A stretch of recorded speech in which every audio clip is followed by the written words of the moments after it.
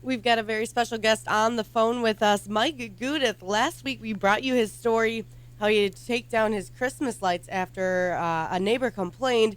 For those of you who don't know the story, Mike, can you tell us a little bit what exactly happened? Well, I've been putting up Christmas decorations here the last 3 years since we moved here, and I happened to look out my window the one day, and a city vehicle with an employee was taking pictures of the decorations.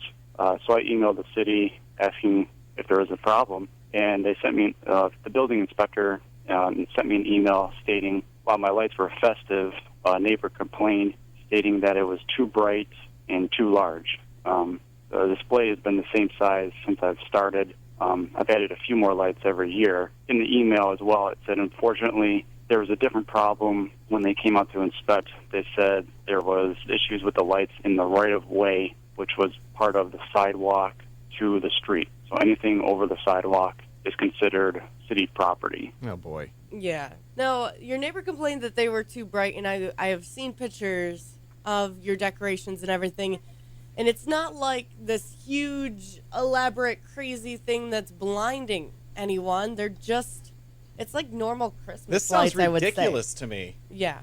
This was Right. blown up crazy bad. Now, you don't know which neighbor complained or anything like that, do you? No, we have no idea.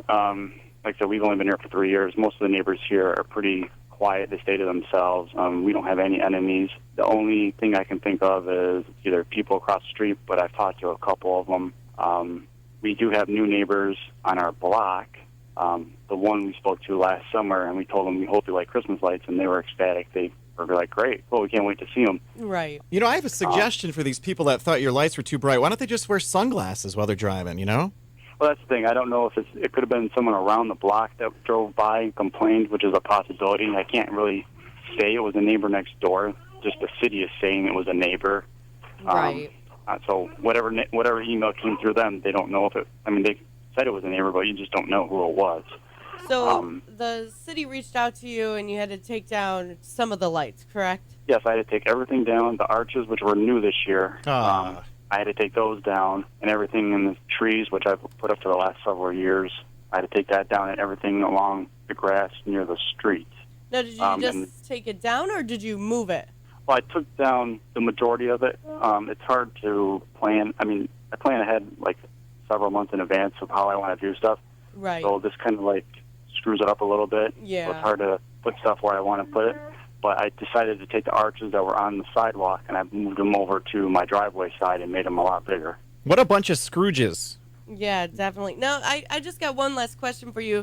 Is this going to affect how you decorate for years to come?